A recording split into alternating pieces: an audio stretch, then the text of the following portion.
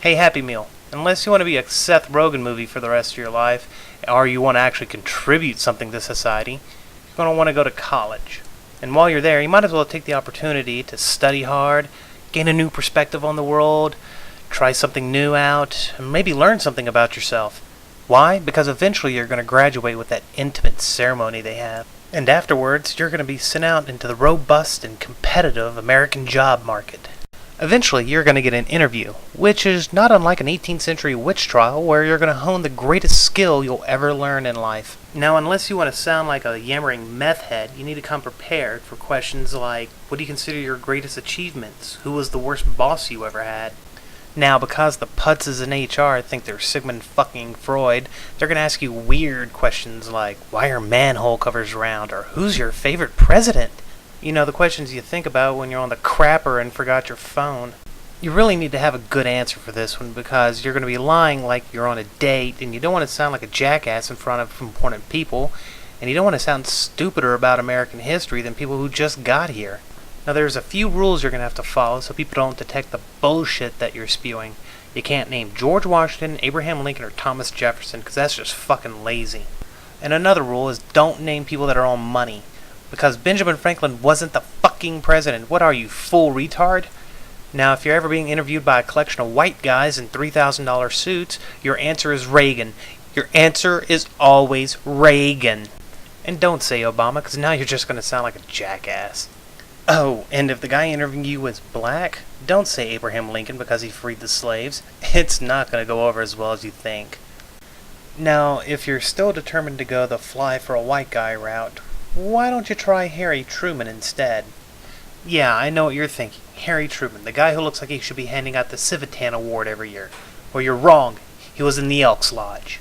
Now, you might be asking, what makes this guy so important? Well, you see, during World War II, America's most successful war based on box office receipts, we decided to send very handsome black men off to war. Now, because of segregation, these guys had to fight in their own all-black units, some of the best units of the war. Now, when you send these segregated units off to go fight the Nazis, who weren't exactly the NAACP, it's kind of hard to be able to justify racism and segregation. So in 1948, Harry Truman did the right thing and integrated the armed forces. This pissed off the crackers. In fact, it pissed off Southern Democrats so bad that they did what the Republicans wished the Tea Partiers would do and break off and form their own party called the Dixiecrats. The Dixiecrats' only main platform was segregation and Jim Crow laws, essentially making them the political party of the Ku Klux Klan. Now, for us today, the idea of being so racist as to not even want to share the same bathroom is absurd. I mean, what were they afraid of, coon cooties? Actually, no. They were more afraid of Mandingo, conqueror of white women. Now, because the Democratic Party was split and the Republicans were running a strong candidate during a very tumultuous election, Harry Truman almost didn't win the election, but he did, resulting in one of the greatest ha-ha bitches moments in history. Now, another president that came walking in with a whole bunch of swagger was President President John Adams. Now, for the sake of this video, we'll continue to use Paul Giamatti, mostly because I can't find pictures of John Adams anywhere. Now, what originally brought this Hollywood A-lister to fame was the fact he was the defense attorney for the British soldiers who committed the Boston Massacre and managed to acquit all of them of murder, in revolutionary Boston of all places. England actually took away the right for Boston to conduct such trials, and imposed embargoes upon the Massachusetts colony and occupied it with forces, to which John Adams replied with his angry Clint Eastwood face. This made Adams so mad that he went off to the Continental Congress, where one of his first great acts was to appoint George Washington commander of the Continental Army, which was kind of a no-brainer because the guy showed up in his uniform. No, really, the arrogant bastard showed up in his uniform. Now, Adams didn't do too much after that, other than sit down with Benjamin Franklin and Thomas Jefferson to co-write the Declaration of Independence, sign it, ship it over to England, and start the Revolutionary War. Oh wait, I forgot. He also sailed to France and helped capture a ship on the way, worked as a tireless ambassador while Benjamin Franklin slept with anything that moved, anything, ended up as an ambassador to those friendly, smiling, and cheerful Dutch people, and also helped negotiate the treaty to end the Revolutionary War. And to top that all off, he served as the first ambassador to King George III, the same king they declared their independence from. Tell me that ain't a full-blown pimp moment if there ever was one. Now, once he got back to the United States, he was the first vice president and then the second president of the United States.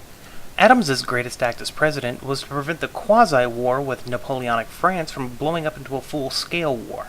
This cost Adams a lot of popularity with his own party because leaders such as Alexander Hamilton favored protecting America from Napoleon by invading Spanish Florida and Mexico and just about anybody else. Many people in Adams's administration preferred to listen to Alexander Hamilton instead of the president. Sound familiar to anyone? Oh, interesting facts about Hamilton. Did you know he served as an artillery commander during the Revolutionary War? And after conquering Spanish Florida, he wanted to return to Washington and remove all the Jeffersonians from power to create a stable, ideal government under his own rule. Sound familiar to anyone? Now, because Hamilton was a spoiled sport, he decided to turn the Federalist Party against Adams in the election of 1800.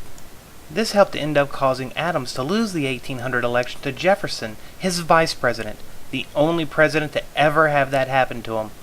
Way to go with the first there, John.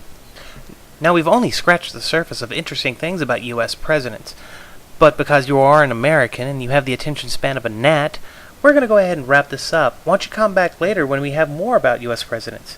For now, how about a squirrel?